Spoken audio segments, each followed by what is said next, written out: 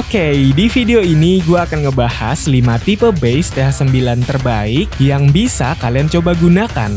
Dan seperti biasa, untuk semua link dari base-nya kalian bisa dapatkan di deskripsi video. Base nomor 1.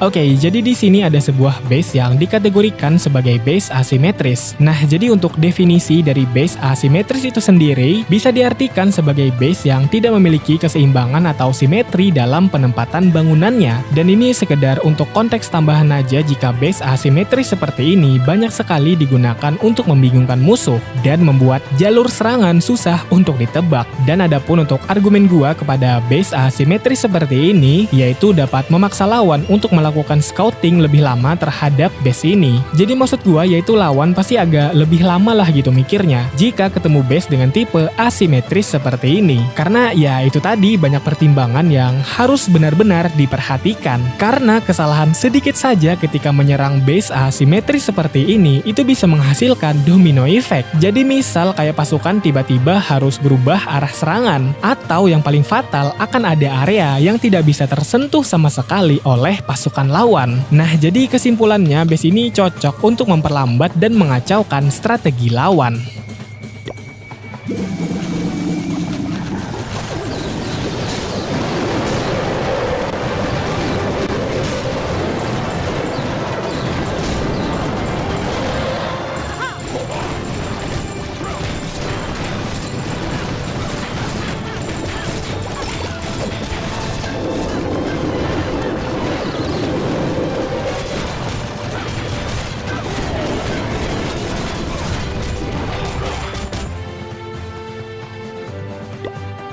Base nomor 2.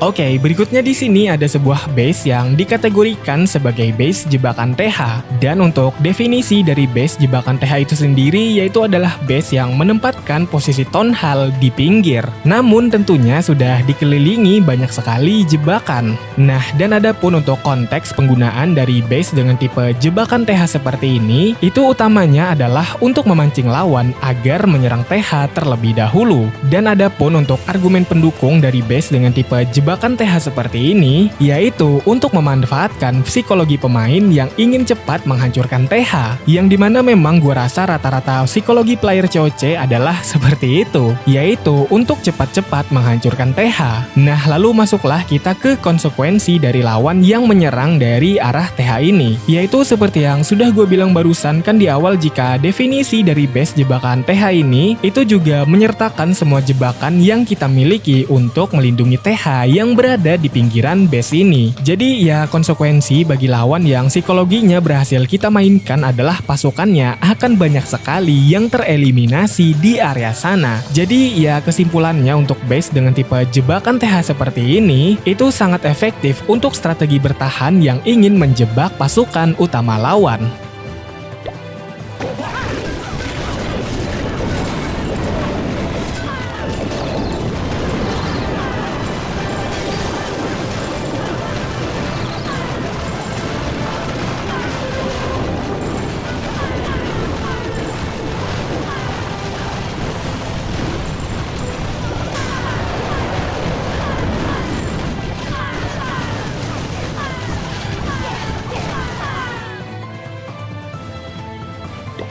Base nomor 3.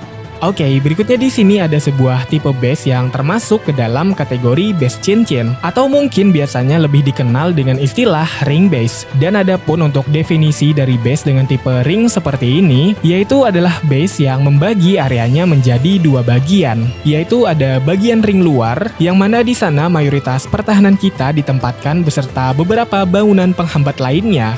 Dan berikutnya ada bagian ring dalam, yang mana di sanalah semua aspek krusial kita ditempatkan. Entah itu seperti bangunan pertahanan krusial, atau bahkan bangunan yang paling krusial itu sendiri, yaitu apalagi kalau bukan Town Hall. Nah, lalu untuk konteks penggunaan dari ring base ini yaitu bisa membuat lawan kesulitan untuk menembus ring bagian luar, dan kesusahan untuk mencapai bagian inti dari base ini atau bagian ring dalam itu tadi, yang mana memang di sanalah semua aspek krusial potensial kita ditempatkan. Dan adapun untuk argumen pendukung gua kepada base ini adalah yaitu memaksa lawan untuk menghabiskan banyak pasukan di area ring luar sebelum bisa mencapai area ring dalam itu tadi, yang mana pada prosesnya ada potensi yang sangat tinggi untuk pasukan lawan itu justru hanya sibuk mengelilingi area ring luar ini saja tanpa bisa mengakses sama sekali area ring bagian dalam kita ini.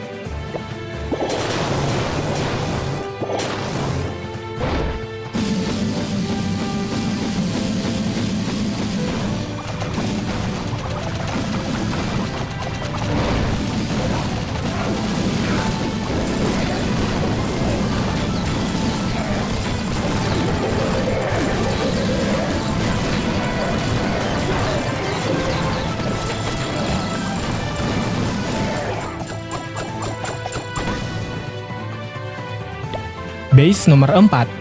Oke, berikutnya di sini ada sebuah kategori base yang termasuk ke dalam tipe base simetris. Dan untuk definisi atau penjelasan dari base dengan tipe simetris seperti ini, yaitu adalah base dengan penataan bangunan yang seimbang antara bagian kiri dan juga bagian kanan. Atau ya sederhananya anggap aja kayak bayangan cermin lah gitu. Nah, lalu untuk konteks penggunaan dari base simetris seperti ini adalah yaitu untuk melindungi pertahanan secara merata di semua sisi. Karena kan kita udah sama-sama tahu nih ya, jika base ini untuk area kiri dan kanannya itu sama persis untuk penempatan bangunannya. Jadi secara logika ketahanannya pun ya akan kurang lebih sama gitu. Dan kita masuk ke argumen pendukung base ini, yaitu sangat efektif untuk menghindari eksploitasi dari sisi lemah base ini. Jadi maksud gua kan ini untuk penempatan bangunannya bisa dibilang seimbang lah gitu antara kiri dan kanannya. Jadi ya otomatis bisa dibilang tidak ada sisi lemahnya karena untuk penataan bangunannya pun sudah seimbang gitu. Nah, jadi kesimpulannya base ini sangat cocok untuk strategi bertahan yang lebih berfokus kepada konsistensi.